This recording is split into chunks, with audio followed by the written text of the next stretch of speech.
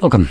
In front of me I have the Acer Iconia Tab A10, and today I'll go over unboxing along with a quick look at the tablet itself. So popping it open. There we go. Peeling that off. Packaging seems to be pretty big for a 10-inch tablet. There we go. So here we have the device.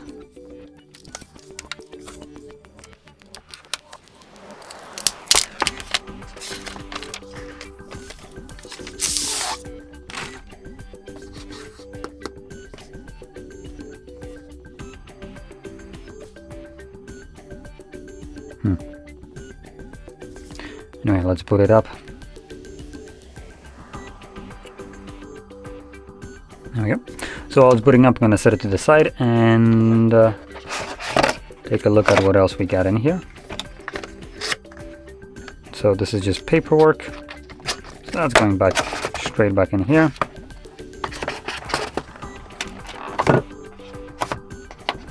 Come on. And this will be the provided charger. Okay. What the hell happened with companies just making some crappy glue that can't just open up without ripping? Anyway, so this is a measly 10-watt charger. Boy, is that crappy.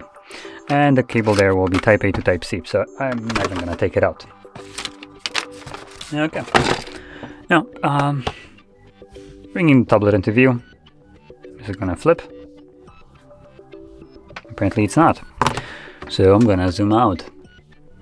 Okay, so right here we have a 10-inch display, or more precisely 10.1.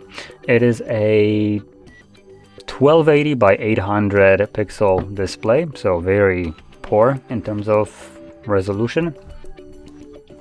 Boasting with an aspect ratio of 16:9 active matrix TFT color LCD display. Basically an LCD display. Doesn't mention what the brightness of it gets up to. Then we got an 8 megapixel rear camera and 5 megapixel selfie camera. No fingerprint sensor. 4 gigabytes of RAM and a octa-core processor, which it doesn't really specify which one, clocked at 1.8 gigahertz. Also doesn't specify which cores and how many of them are clocked at 1.8 gigahertz, and I am getting this information straight from Acer website. Maximum battery runtime is about 10 hours, and the device comes with 128 gigabytes of storage. And really that's basically everything that we need to know. In terms of the design and build quality right here, you can kind of see it's on a poorer side. So for instance, this little area where you have a Type-C port, you can barely see it, but in person this looks horrendous. The cutout in the plastic is just kind of much bigger than the port itself in there, and you can kind of see the metal frame of the actual Type-C port. We get our SD tray right over here that you just kind of like, click in the SD card. We have our headphone jack in the corner, mounted this way, so that's how we'll be plugging it in. And then at the other side we have our speaker grills. At the bottom it looks like we have a microphone right here, or bottom or side depending on how you hold it. And here we have our power button along with the volume rockers, and like I mentioned, no fingerprint reader anywhere. Now I do also want to point out this device comes at about $100 US, give or take, and for that it doesn't seem like we get too great of a package.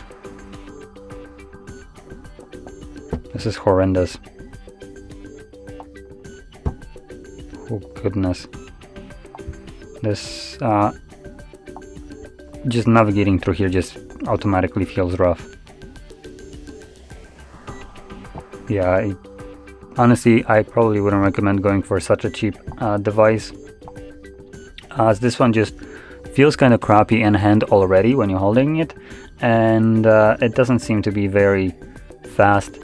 And to be completely honest, devices nowadays basically are much more affordable while offering way better specifications. At least I don't think I ever recommended going for a cheap device, especially one that is basically $100 price range.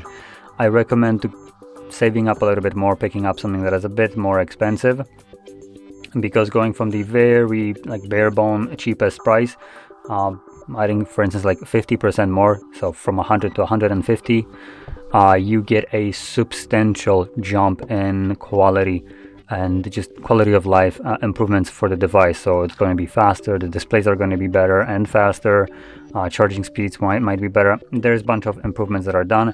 Obviously I'm listing everything that can happen, but most times when you just jump to by like $50, you're gonna see one or two of the listed improvements on a device, and it's just really up to the manufacturer which ones they decided to improve.